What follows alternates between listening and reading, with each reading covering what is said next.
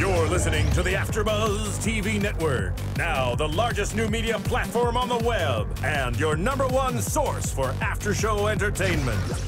Very good, Dean Johnson.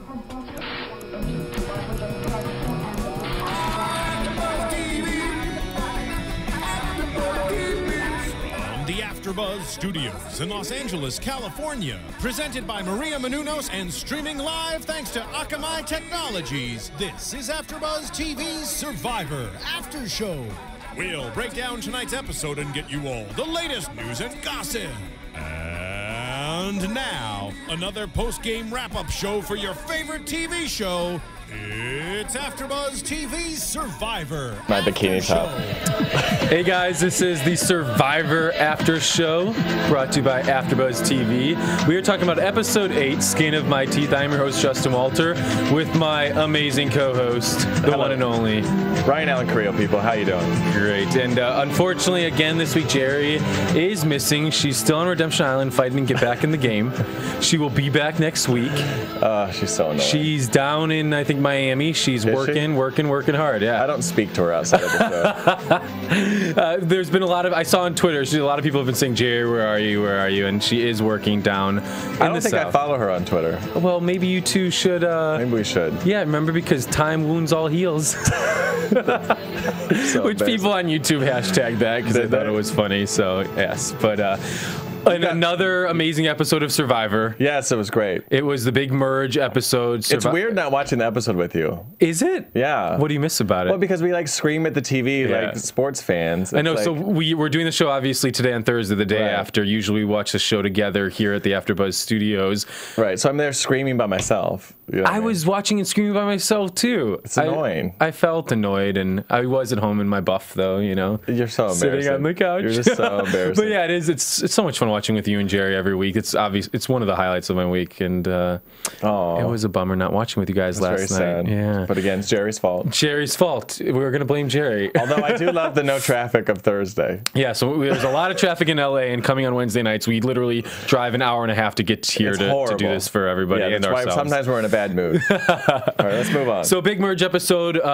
We started off going back to camp, and last week was when Laura B got voted off and Vita stayed, and we get the night vision breakdown of what happened at Tribal Council. And the biggest part for me was Tina talking to the group, saying loyalty, trust, and Vita saying, I am with you girls, I am with you guys to the end, this is our final five we'll do, and all that sort of thing. And Tina playing classic Survivor, but I think this is a big misstep for Tina. Her first misstep of the season. And it's the one that's going to cost her the entire game. It's going to cost her the entire game.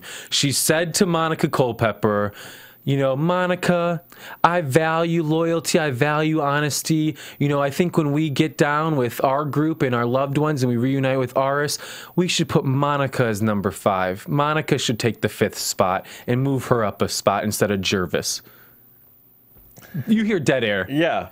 What? That was Tina. We love you. That was one of the stupidest things you could ever tell someone, that they're 5th in line towards the end. I try to wrap my brain around it, but like I don't know why you would ever even say rankings or numbers ever. And at that point, if I was Monica, I'd be like, well, let's just give us the whole order right now. Yeah. Who's 1 through? Where are you? And then where's Kate? Like, where is everybody on the ranking? If Tina's saying you're number 5, then obviously Tina and Katie are number 1. Correct. And okay, where does that put other people? I mean, it's just why? It doesn't make sense. After 20, you tell Katie that. 27 seasons of Survivor, I cannot believe Tina would make a mistake like that. Right. That's a huge has played such a good game up to this point, but when you tell someone you are 5th in line when everybody's there to win, that gives Monica the perfect argument to go against you. Right. And hence the entire episode, the entire game has changed because of that one. I think that was huge catalyst for, Monica's game. Monica, and just watching Monica this whole season, we've had people from One World come on. We've had a lot of people. Monica is playing this game to win. She's playing not for 2nd, not for 3rd, not to just get to the merge. Monica's playing the game to win. Right. And it was huge. Right. And then we get Laura B going to Redemption Island, and everybody, thought... Oh, bless Laura B. She grew on me. I mean, I like her too, actually. Yeah. I mean, she's probably like hysterical and like funny, but like, I just wanted to bless her. I don't know, the whole time you just like feel sorry for her for some reason. You do, and I think what I like about her is because she's so uncomfortable, like herself. Yes. You like her because she's so vulnerable, but you just want her to like, I don't know, feel better about herself and kind of. I think what we didn't get to see a lot of her throughout the season, but the moments we did get was her personal story of being that uncomfortable farm girl, and this is going out of her comfort zone and living in Rupert's shadow. Rupert is a huge, whether you like him or not, and a huge, iconic, classic Survivor contestant. What happens on these shows too when they bring back returning castmates? That there is this. I don't know. It's almost like the veterans versus the rookies on Real World Road Rules Challenge. But it's even worse because even the rookies have been on the show before, so they still have that respect. Like, they don't respect anyone on the cast until the season's over with. Then, okay, you've gotten your badge of honor and everything else. And so, like, you just see, like, the comeback rookie players, just like they're all like so cliquey and so whatever with each other and just sort of careless with other people because, you know, some of them, you know, also just think they're pseudo celebrities and everything else, and they have survivors aren't celebrities. They have that ego that goes with it all, and so it comes across on the show. And I think Laura B was the brunt of that, especially when she was the only one on the tribe for a while, and so she just kind of got the beat down. And she contrasts them, so they have maybe that kind of aura about them, but she didn't have that because it was this new experience. She was loving the whole new aspect of the experience and the adventure, and they're just like, that's so yesterday's news. Like, they've been there, done that. You know, so she joins John and she joins Laura M, and they are shocked that Vetus doesn't show up. And they just both kept saying, we thought Vetus would come, and then Laura B. Which again, I will say again, and so did you last week, one of the dumbest moves so far. Those girls, they should not have kept Vetus. So, you know, they're just shocked that Vetus is not there. And, you know, Laura's just sitting there with like her head in her hands and just kind of like, I can't believe what happened. You know, what happened? So then we get to the next morning where they get tree mail that they're going to have the final Redemption Island challenge. So one person is going back in the game.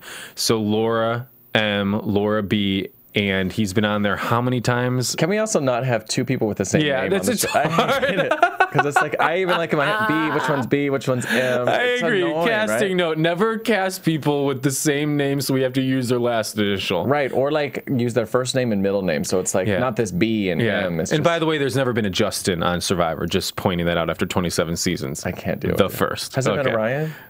Yes. Okay. There's been Survivor Ryan O. He was in the season with Andrew Savage and all those people.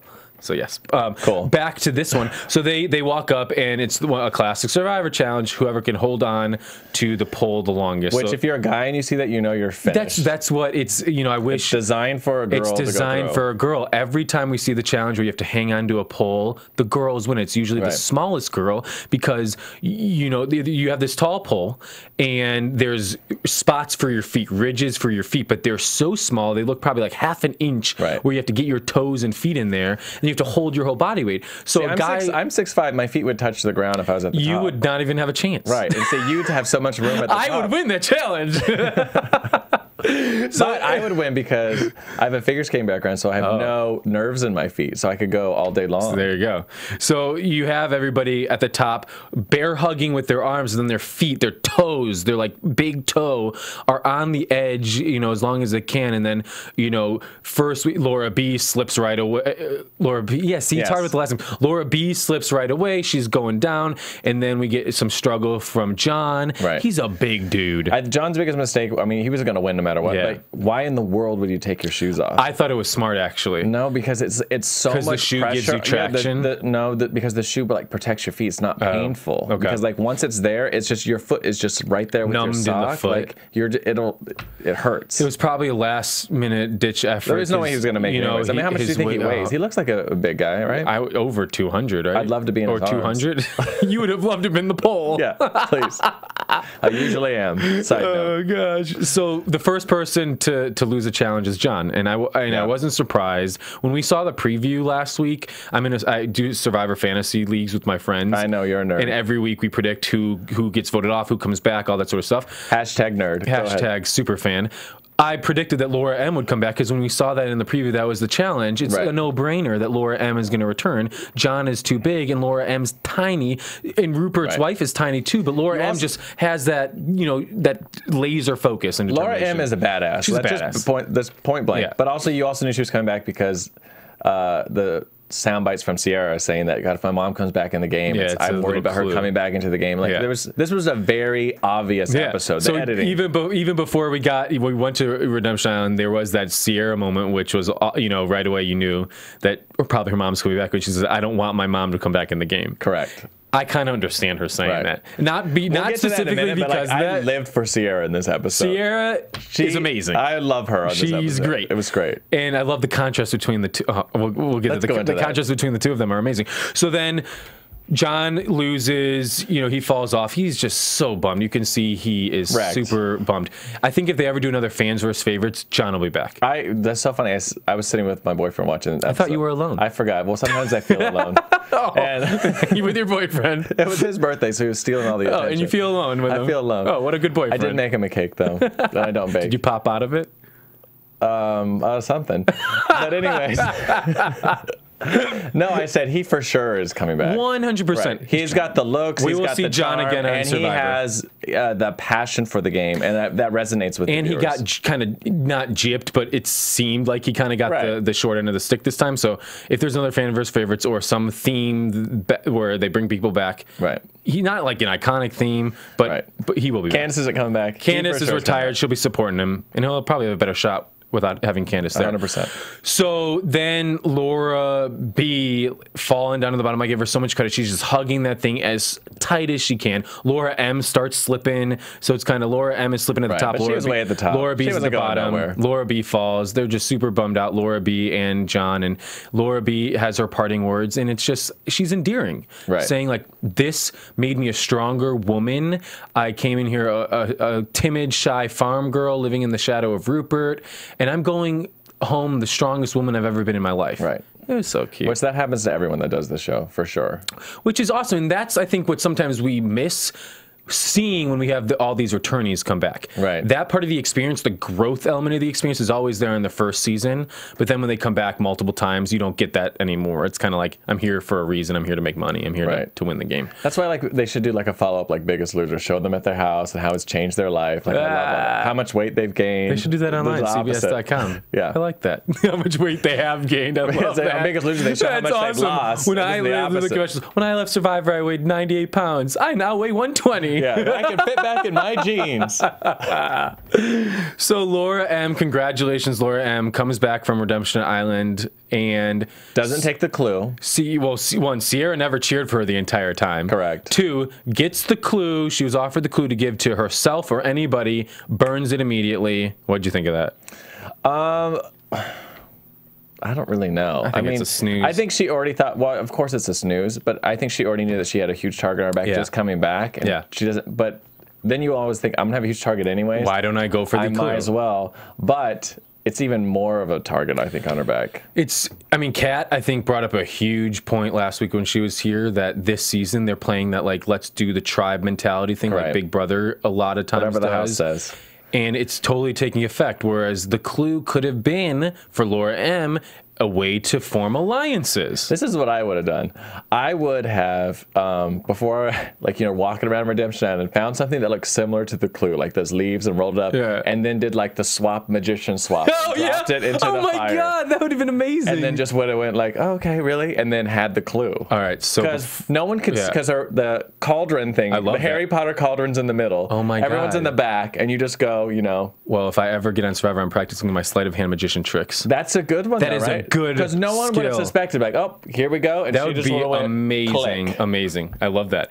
Well, and what do you think of if she would have taken it out and just read it to the whole group, like, and just kind of like, screw you all, now everybody has a target on their back because someone's going to go after it and we're going to see who goes after it. I don't know, just trying to be a little more creative. It's boring to me. That could work too, but you have like 10 seconds to think about it, but you probably would have thought about it at Redemption. Yeah, she has plenty of time to think about it. But I don't know. Yeah, I think Laura M does not play the best game anyways, and so talk about that. Yeah, right. So it would not have been good for her to do anything with it. Trying to be too strategic because she can't spin at all because she over strategizes apologizes and panics too much, and so it would not have been good for her. In someone else's hands, say Vetus or someone else, like they would have been able to work it in a way that convinced the tribe. But Laura M's not convincing nobody of nothing. Yeah, so Laura M comes back, and it's the merge. Everybody merges. We have the Survivor merge, and the breakdown going into the merge. We have 3 pairs. We have Aris and Vetus, Laura M and Sierra, and Tina and Katie. And then we have loved ones that are left in the game: Tyson, Jervis, Caleb, Hayden, and I'm forgetting the 5th. That was all off the top of my memory. I'm forgetting the 5th. I don't remember. There's another loved one out there. I wasn't paying attention to what you were saying. Thanks. Great co-hosting. Is Caleb even playing this game anymore? Caleb is taking, he was big in the beginning, and now he's getting to take the side. And one of our, Stevie, one of our Twitter followers who tweets us all the time, he even wrote like, oh my God, I forgot Caleb was even in the game. Right. So they, the classic Survivor merge, they all go back and they get the feast, and it's all like right away. It's so hot in here. It is really hot in here. We're pretending like we're on an island. It's pretty sweaty here today. How I noticed you that already took too. You already took your. I'm gonna take my shirt off like we did last week. Did you notice? Speaking of heat, like on this episode, everyone was like covered in sweating constantly. Like even at tribal, like it must be like just blistering. So out we're there. mimicking Survivor here. Exactly. So if we look glowing and sweaty, it's we're doing B-Crumbs. We're doing AfterBuzz Survivor. There were so many conversations that started going down that I thought were really interesting and fascinating in the game. And I think going into this merge, it's a merge like we've never seen before, because you have original tribes, you have swapped tribes, you have family lines, you have non-family lines, you have blood, water. So there's so many more different elements than a typical merge, where it's just like original tribes or swapped tribes. And lots of friends from, like, Hayden is friends with them who never even competed with them. See, I always forget that. There's that extra part to it, I'm so oblivious and kind of... I'm kind of naive that like Hayden Did your fake eyelash just fall off? No, the cord for my headphones. Okay. But I'm naive to the fact that Hayden is in the reality TV world and community, and he knows these people. I keep forgetting that, and that is an advantage for Hayden. I wonder if Hayden likes Rupert. I don't know. I don't know. Just an interesting thought out there. I mean, I don't know. When I see Hayden at these events, like he sort of hangs out with like he probably his like kind of people. Yeah, yeah. You know what I mean? The random thought. Maybe some people understand why I threw that out there. Yeah. So one of the things, so we have conversations going down between Aris and Vetus. Aris and Vetus are talking, or we get some confessionals, basically that they own the island.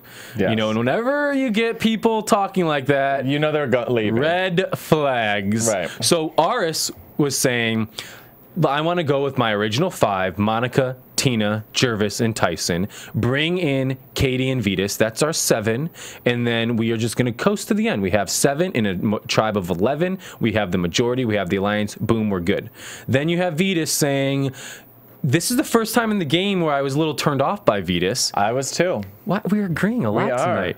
He was very cocky. Too much. And that was why... And I literally had just said to Rob when I was watching, I was like, God, I really like Vetus. Like, he's seems like a great guy. And then after he, like, says the thing, like, nobody even have the courage to put one of us up there. I'm just like... He said, what? Nobody would have the courage and the brains to go after me and Aris. Like, these people are crazy.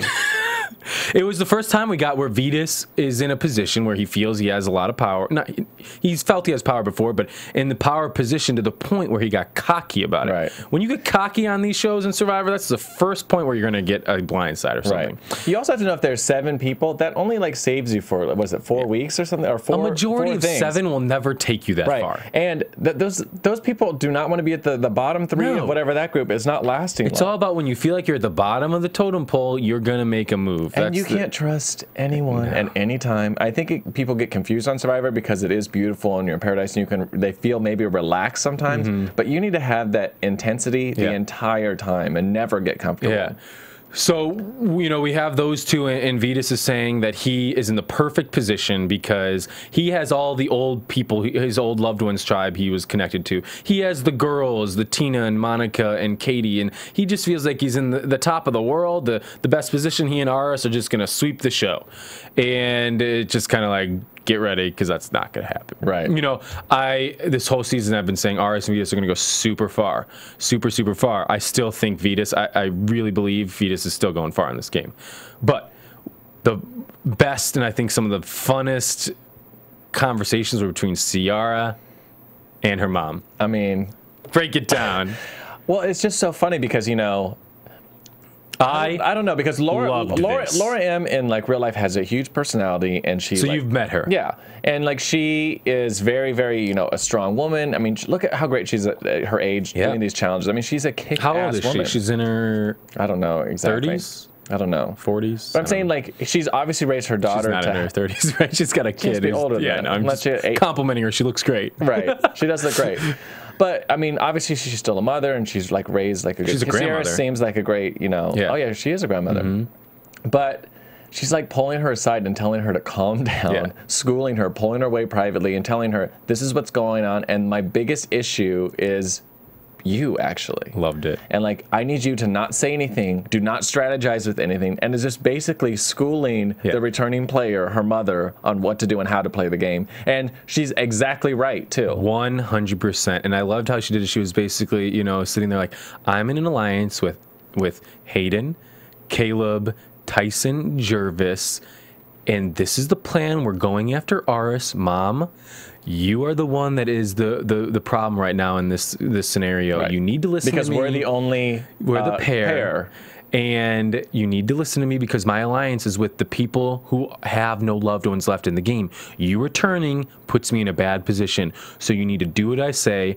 It was fantastic. Right. And it was not even like an insecure kind of conversation. No. It was just like, this is it. This is what we're doing. Yeah. And you think Laura M, there would be a little like feeling bad that you know, Aris, you know, sort of screwed her over and got her on redemption in the first place. Yeah. You know, you think? Well, no, they're not with Aris. That was the plan to go against Aris. So that's what I meant to say. That's who they're going for. That's the target. And so when she said that, Laura had been like, all right, let's get this guy back. But what I did love about Laura is she just kind of was like, okay, and kind of she took it. She took that read, and she took it, you know, where some people would be like, oh, no. I played the game before. Right. You need to listen to me. I want to do. And Laura M was just basically like, okay, I love my daughter. I love you. I trust you, baby. Let's do this. You know, she didn't necessarily say that, but maybe Laura M is realizing she doesn't really have a social game at all. And this example is one thing I think about Survivor. If we take the Sierra, it's much cooler in here now. Thank you for turning the air on. Thank you, Stevie. I think Sierra and Laura M prove that at the core of who we are as people, you either have the game in you or sometimes you don't. Correct. Laura M is the perfect example for me of someone who's played the game. She's playing it again. And there's just that part of her that doesn't have that social game that her daughter, everything else. She has everything else. But she's not a gamer. Where her daughter is actually lacking in the challenge. Together as one, they're a perfect pair / a perfect game player. Right. And that's where Ciara doesn't have the, like, you know, the puzzle skills and the intensity in these challenges, but what she does bring is that social game that she gets the game, she reads people. And even on the Loved Ones tribe, Ciara was owning it. You know, she was doing it in little bits and pieces, and we didn't talk about her a lot, but she was always, Katie and I need to do this. Katie and I need to do that. This is what we need to do. We need to get in here. Brad's doing this. Ciara plays the game. She has this likability factor where she's on the tribe with all guys at one point. She's the only girl, which means she's probably the easy target. But everyone has said repeatedly on the show how much they like her and how she's like a great kid and everything. Do you know who stood out with me on this show a little bit too, just because she swore a little bit, was Katie. Oh, you like that? Oh my god, because she's just, I don't know, she's kind of like boring to me. Like, she doesn't really say anything. But sorry, Katie, she's kind of boring. Yeah, but like, I want that aggressive, like, swearing truck driver side. She said bitch or something, but that just still made me happy. I was like, okay. I think it was Aris said, like, or someone said, like, this is, I think it was Aris, and he went like, we're gonna vote out Laura M. We're gonna vote out Laura M. We're gonna vote out Laura M. And some for Sierra. They were breaking down how they were gonna vote. And she said, like, well, we'll stick into the plan, bitch, or something like that. Yeah, I was like, work it out. And I think it's just fascinating. I think that with Sierra and Laura M, I love them as a duo now, and I like getting to see them play the game together. And the difference between, we have another mother-daughter pair, Tina, and her daughter Katie. The difference between that pair is maybe it's what we're seeing, But to me, Tina is just running the show with her daughter, and it's Katie will do whatever mom says. Right. Whereas Sierra is like, no, mom, I'm playing the game too. It might be my first time. Right. We're gonna do this. Because you take the two daughters and you put them at the very end, and then their argument on who was actually playing the game and who's a floater. Yeah. You know, Big Brother term. It's clear who actually is playing the game. I mean, Sierra, if she goes further and she gets further and towards the end of the game, she's gonna have a great case to win the game. Right. You know, and like you said, she was down and out. So many times she should have been voted off the original Loved One tribe, didn't get voted off. It's almost like she's not like Denise in a sense that like their strength, but in terms of being the odd man out of different tribes and keep lasting and that sort of thing. You know, Sierra's gonna go far. Sierra's gonna go far. And I think the thing that's good about having her mom in the tribe and in the merged tribe and back in the game now is Laura M is gonna have that target on her over Sierra. I think the entire time. Right. So she's got this built-in shield now with her mom, which I like. I like. Immunity challenge. Yes. The memory. Yeah. What did you think? I hate that. I hate it. It's just it's a throwaway challenge. So the challenge is everybody shows up for immunity. Which I was playing it at home. I'm not very good at it. I played it at home too. Hold on. Oh yeah, okay. So Rob got everyone. He made it to the very end. Do you guys close your eyes and then say what they were? Or? Yeah. All right. So the challenge is everybody lines up. Jeff shows symbols like a lantern, a cannon, a compass, and he shows like 6 in a row, 7 in a row, and then you have to memorize it as he shows them, and then repeat it back one at a time.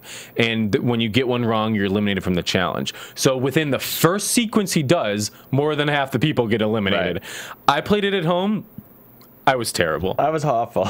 I tried doing like, you know, sentences to remember, like compass, C, you know, and then lantern, L, can Lucy, and then cannon, C, right. Can Lucy cradle, you know, like trying to make sentences. Right. I was terrible. I was so bad.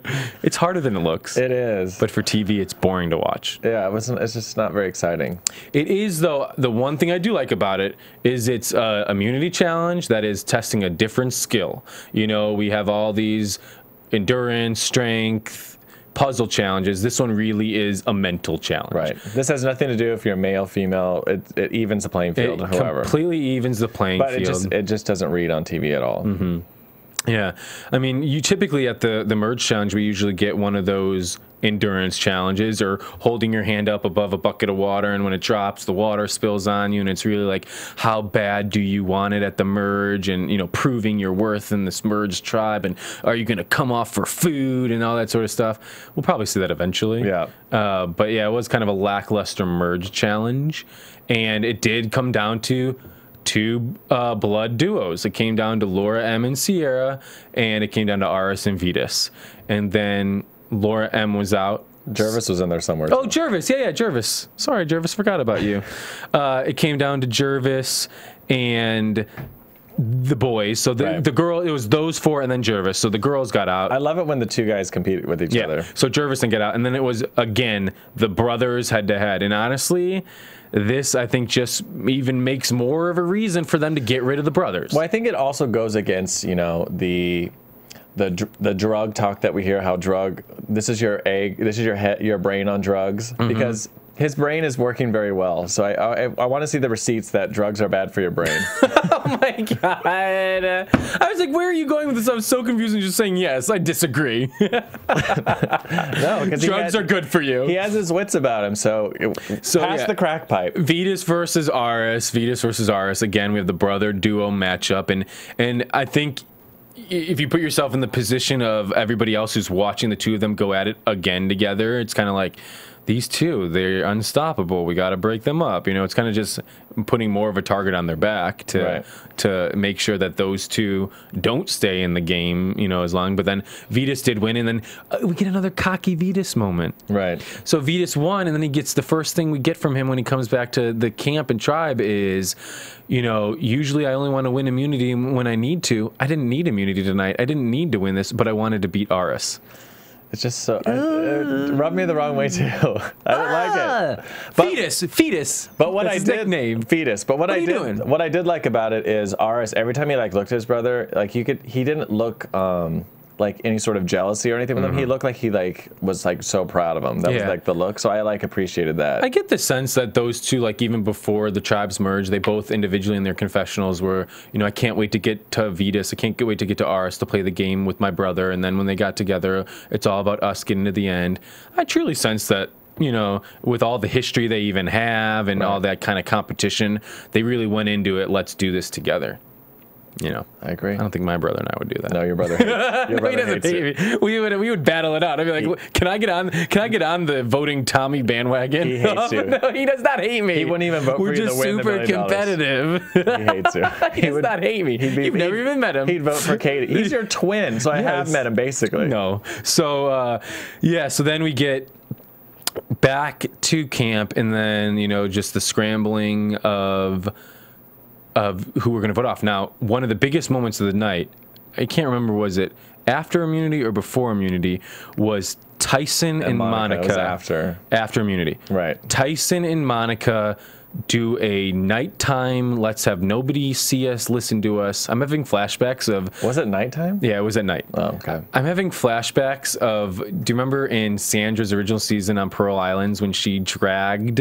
Yes. You know, you're like... So I'm just having flashbacks of when she dragged Lil into the bushes and overheard Burton and Johnny Fairplay talking, and then like that really was like at night they overheard them making alliances and stuff, and sorry, flashbacks, Survivor Keep flashbacks. going. So Monica and Tyson are having this nighttime talk, and basically Tyson is spilling the beans to Monica.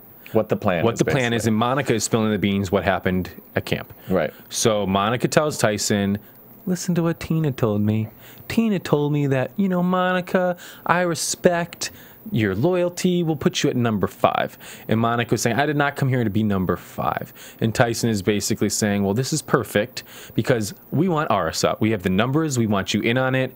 We want Aris out. Right. But there were some problems with this conversation. Correct. And the problems is Tyson's delivery. And this drove me crazy about it, too. I don't understand how you're on this game. If someone asks you a point-blank question, why you can't lie to them with conviction. Like, so what did Monica specifically ask? She was like, what did she ask? She just wanted to be reassured. Yes, I am 100% with you. We are together because you're so she was inquiring, like, where am I in your plan? Right, because basically she's just spilled the tea that she is insecure about Tina and being in that group and where she's at. So what's the first thing you do? She's insecure. You make her feel secure, 100% secure. But like people just hold back. It's a game of lying and everything else. And also, she might be your person. Because in the end, you don't know yet. People might be annoyed of Monica. Bring her to the end. Right. So, and you tell everyone the same thing. You know what I mean? So it's like, it's just the weirdest thing why he didn't just have that conviction, but he held back a little bit. And there was a confessional from Monica saying, you know, I'd be 100% on board with this Tyson plan. I'm not sure because he didn't 100% convince me I was a top priority for him.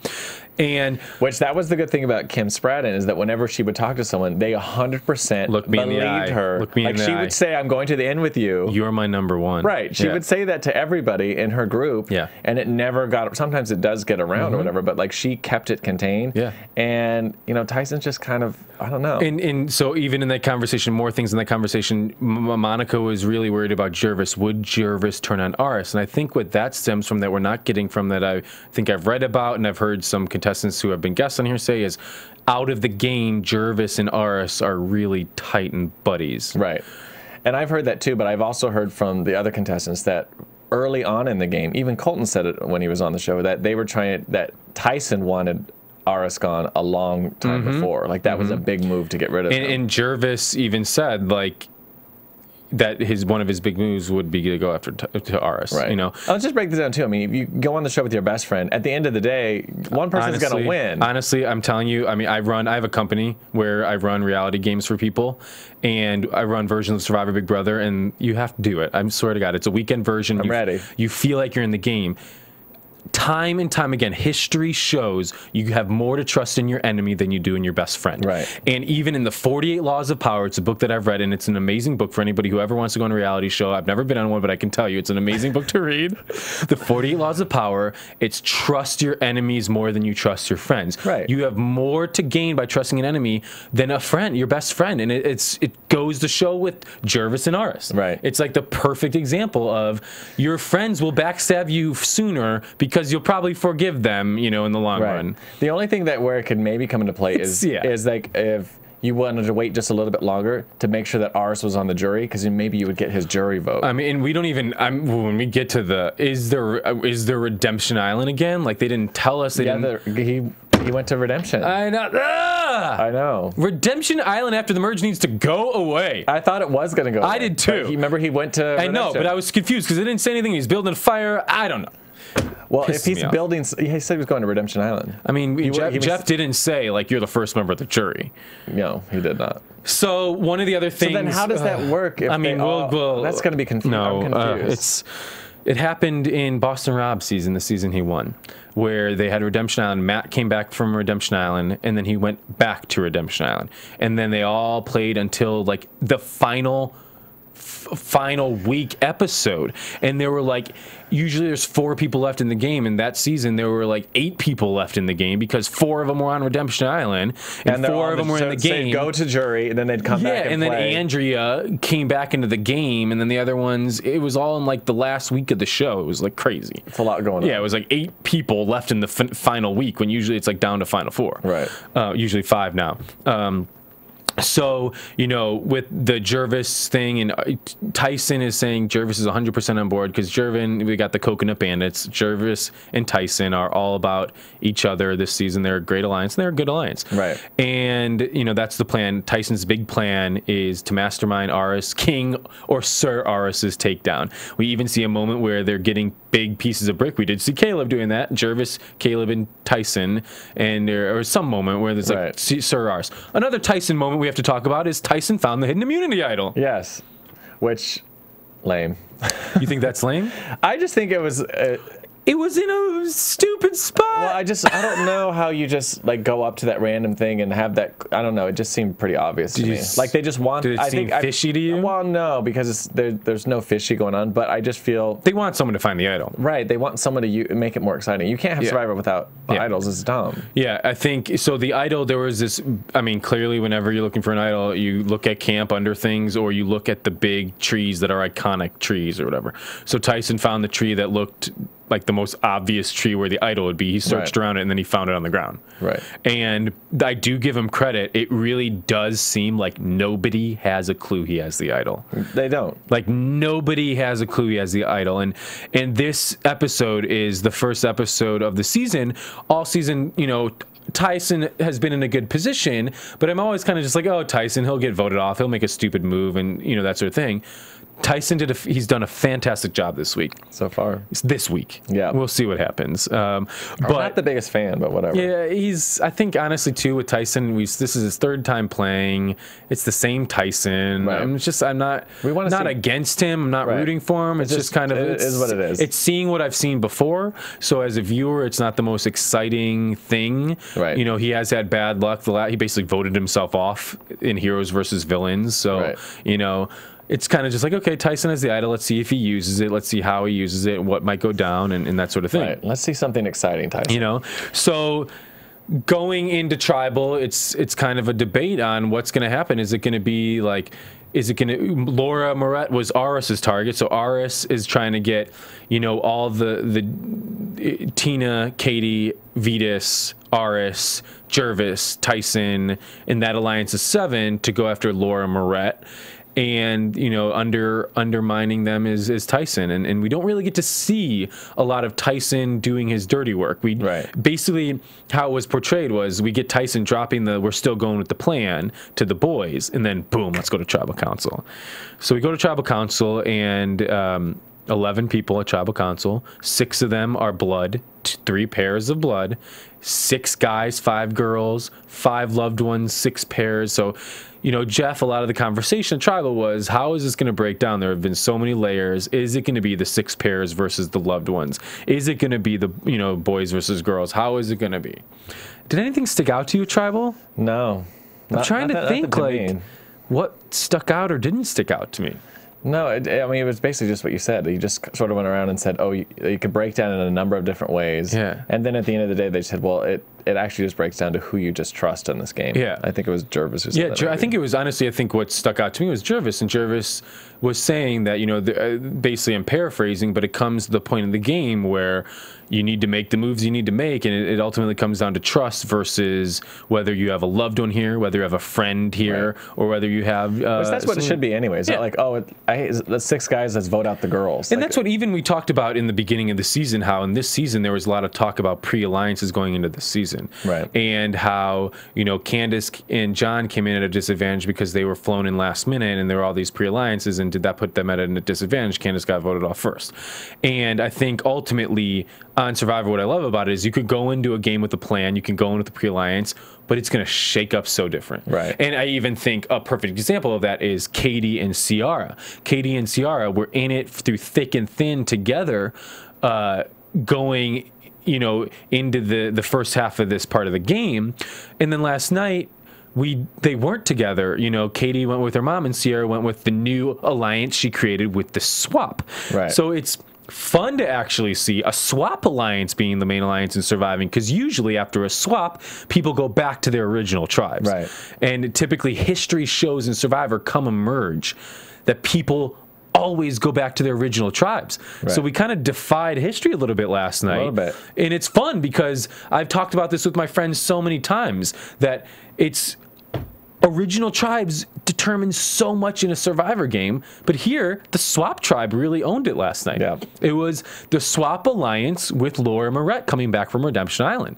That was what turned out to be the alliance on top, and they completely blindsided Aris. Right.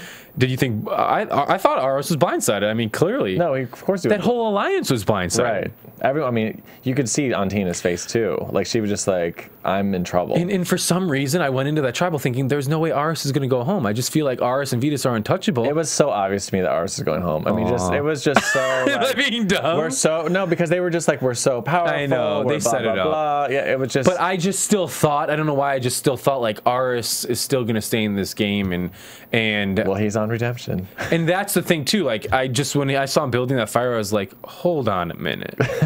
Wait a minute. There's Redemption Island again? No! Be done with Redemption Island! It's so funny when I don't know if it was when we went to the finale together, maybe in a couple seasons ago, went to the finale, and Jeff asked the audience, he's like, how many of you guys like Redemption? No one likes it. No one likes Redemption. No one likes it. But they still bring it back. I think it's a way for the producers to kind of control the game a little bit. How so? Well, because, for instance, they obviously wanted a female to come back. I think that with that challenge, I mean, they could put whatever challenge they want. You know, I'm sure the rules probably state there has to be a challenge and everyone has to have a fair shot. But that challenge is clearly aimed towards women. A female competitor coming back, and they knew. I mean, wouldn't it take rocket science? All of us knew who was going to come back. I don't know, because I would have thought that the producers wanted John to come back. I don't know. Or do you think the audience view of John is maybe they didn't anticipate it? Correct. I think that, and they know the chatter that's going on and how Laura M coming back would really affect the game. So because they all know what's going on. Yeah. I mean, this is just theories and such. That's what we're here to do. Come up with theories. But Redemption Island, I think, does give a little bit more control to the producers, because then you're voted out, but you may not necessarily be voted out. Well, and it also gives... It's still a chance. Yeah, and what it is too is it keeps more players in the game longer, like we were talking about, especially on one where favorites are returning, where people may want to see them more, and they can get, if something turns out I mean, they've shown a lot of Redemption Island this season more than other seasons, and that's like for instance, but you know when Ozzy was on Redemption Island, they would show him standing on a tree for 10 seconds, and that would be the perfect time. But that would kind of be it. They didn't really have that much of a story because there was nothing really going on, because also everyone wasn't everyone going home every week. It wasn't like a bunch of people staying there with Ozzy. Yeah, it was. Well, there were two at three at a time, but it's kind of just like when I saw RS go build that fire, and I was like, wait a minute, is Redemption, is it not? And I was just kind of bummed out because I'm sick of Redemption Island coming after the merge, right? And it's kind of, we're gonna get down to the final 5 or 4, and then someone comes back in the game again. And this season, though, we might see it actually make a difference. Where when Andrea came back in the game for Boston Rob's season, Andrea went to Ashley, and I can't even remember that football player who had the dreads. I can't remember half those people's names because they were basically just pawns for Boston Rob. Right. But she went to them, Natalie and Ashley, she went to the girls, and she basically said, Boston Rob is going to win this game. Do you want a shot to win? We need to get Boston Rob out. Let's vote Andrea right out, you know? And it was like Redemption Island history, even they said at the tribal council, history shows coming from Redemption Island, you go right out. Yeah, you're gone. And so this time around, we could see a Redemption play that role where it actually makes a difference. I mean, there's so many possibilities. I'm sick of Redemption Island. This is almost an impossible game to try to guess who's going to win. I know, I'm loving this season because of that. I like it. So next week we saw the previews. It looks like there's Tina goes back. And there's it's going to open up great because it's all in the black and white night vision thing again. Tina says you're going to lose 5 jury votes right here for what happened last night. Yeah, and I bet she's saying that to Monica. Right. And Monica's like, well, you're going next week before the jury, so you're going next. Well, and here's the thing. Honestly, I would defend Monica here. If Tina says that to Monica next week and says, you will never win this game, you know, you're going to lose 5 votes, all Monica really has to say is, well, if I get to the final 2 this route, I have the chance to get votes. But with your route, Tina, I would have never even been fighting for those votes. So when you told me, Tina, that I was 5th in your alliance, that was the dumbest move ever. Right. Dumb. Sorry, Tina. I love Tina. I love Tina, too. That was a dumb move. Right. But I don't know. Tina seems a little entitled. You don't need to be that entitled. Just because this is a whole new game, anyone can do whatever the hell they want. Well, even Tina at one point said, like, I see a clear path. I see this is all working out great. She was getting a little cocky too, you know. And I do still think Tina will have a shot to keep bounce. She might bounce back. I think there's gonna be a lot of switch ups in this thing. I don't know. I think if you go back to camp right afterward and start reading people, we'll see. See you later. Yeah, I mean, yeah, but it's going to be interesting. Fireworks next week. I like it. I think Vetus not having Aris, I still think Vetus is going to go really far. Right. I still it's actually good for him. It's better that Aris is not in the game. Vetus is still my pick to win this season. Right. So any predictions for next week? Who's going to go? Oh my Lord. You're AFTERBUZZ. I don't even know. I mean, if I was them, I would get rid of Tina next. You think so? Because in my opinion, everyone respects Tina so much. Because she won, but just because she's an older, very assertive, strong female. Yeah. And so she has a way of convincing people and just demanding respect in general. I know that from just meeting her and stuff. So I think you got to get rid of her before she starts switching things around again. Wow. You can't underestimate. That's a good point. I could see them dumping Laura M and not needing her anymore. And get her away from jury. Mm-hmm.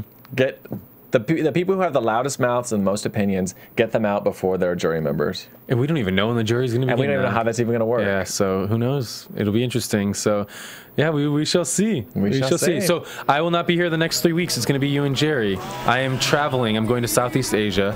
I wish it were a cover for Survivor. He's going on Amazing Race. They leave, they leave on Monday. Do they? Uh-huh. Aww. I know. I'll tell you the cast after this. Oh, my God. You don't know it. Well, thank you guys so much. Ryan, where can people find you? Ryan A. Carrillo on Twitter and Instagram. And my Instagram is very scandalous. Rated R. Come check it out. You can find me at Justin F. Walter on Twitter and Facebook.com/JustinWalterHost. What? Yeah. No one goes on that one. Well, they can like it, and then they can see my pictures from Southeast Asia. No one likes a Facebook page to like. Everyone wants to chat, get crazy, send videos. You can chat me. Justin F. Walter on Twitter. Thank you guys so much. From executive producers Maria Menounos, Kevin Undergaro, Phil Svitek, and the entire AfterBuzz TV staff, we would like to thank you for listening to the AfterBuzz TV network. To watch or listen to other after shows and post comments or questions, be sure to visit AfterBuzzTV.com. I'm Sir Richard Wentworth, and this has been a presentation of AfterBuzz TV. Buzz you later. The views expressed herein are those of the hosts only and do not necessarily reflect the views of AfterBuzz TV or its owners or principals.